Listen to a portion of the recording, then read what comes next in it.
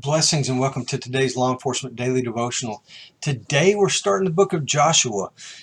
We are in chapters 1 through 4, and in chapter 1 it kind of sets the tone for the ongoing battles that we're going to be seeing.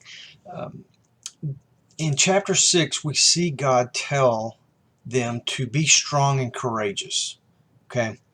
Now whenever God tells you something, it's pretty important. But when God repeats it, we really only need to take a moment and go, okay, this is really, really important. So in verse 7, the very next verse, God says, be strong and courageous. Then in verse 9, God says it again, be strong and courageous. It is a title for the beginning of this conquest of Canaan, if you will. Be strong and courageous. That needs to carry out through our lives.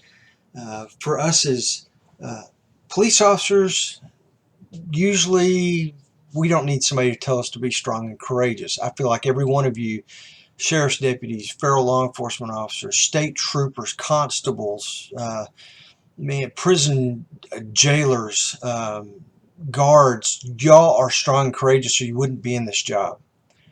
Where we need to understand to be strong and courageous is in our Christian life.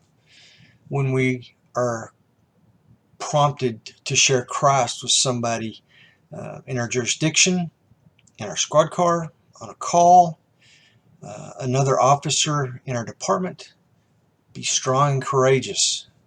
Okay? A good word for us today.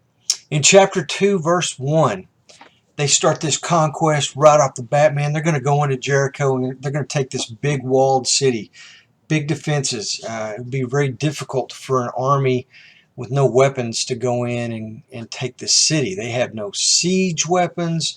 When they came out of Egypt, if they had any swords or any weapons at all, I'm sure they've got arrows and bows that they've crafted as they've moved along, but I don't think they had a whole lot of armor laying around and weapons to use. So God wins the battle for them. But right off the bat, we see this lady named Rahab. It says, then Joshua the son of Nun sent 2 spies secretly from Shittim, saying, go view the land, especially Jericho.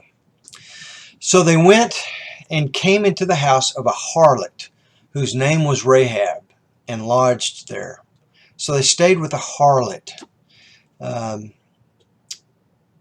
I got to say about that is don't judge Rahab too quickly, because her ending is not just right here as a harlot.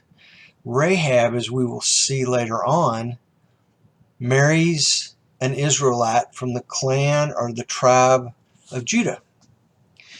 And she will be in Jesus' family tree. That's right. On down the line, her children's children, Jesus is in the family line. She is his great, however many grandmothers back. She is in that line between King David and Jesus. Somewhere along that line of David begat Solomon, who begat, or whichever one of his kids begat, had, somewhere along the line there was a man that married Rahab, and Rahab is in Jesus' family tree, and it's so cool. That Jesus, it just shows God uses all of us, no matter what our past, no matter what our history, no matter how bad we think we are, God can use us. And he definitely used her. And we see some statements going forward that just really blow us away, or blew me away. In verse 11, she makes a proclamation.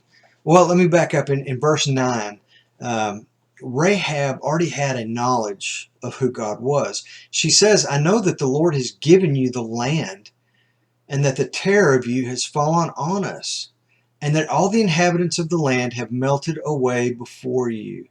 She somehow knew who God was and knew that God had given all this land to the Israelites who were moving in. How did she get that knowledge? Verse 11, she makes this proclamation that is just so cool. For the Lord your God, he is God in heaven above and on earth below. How cool is that? She knew God. She knew the character of God. Even though she was not of the Israelite tribe. She will be. She'll marry into it. Then in chapter 3, verse 7, God has chosen Joshua to lead, and he tells Joshua this. He confirms it to Joshua. He says, "This day I will begin to exalt you in the sight of all Israel, that they may know that just as I have been with Moses, I will be with you." So Joshua's leading this people of Israel who can be a little rebellious, as we've seen. So God doesn't just tell Joshua and expect everybody to believe him. God's going to give Joshua a sign to show all of the Israelites that God has chosen him. The very next verse, God confirms, not only did it confirm it to Joshua, he confirms to the people in such a way that they will recognize God's handiwork. He parts the water for them, dries up the ground, and lets them walk right through. Just like he did with Moses when Moses led the Israelites out of Egypt and they crossed the Red Sea. Joshua does the same thing here. So they know this is God's chosen leader. Just a really cool takeaway. And then real quickly in 4:11, the Ark of the Covenant was the first to go in and the last to leave. God's the first one to put his foot on the battlefield, and he'll be the last one to leave the battlefield.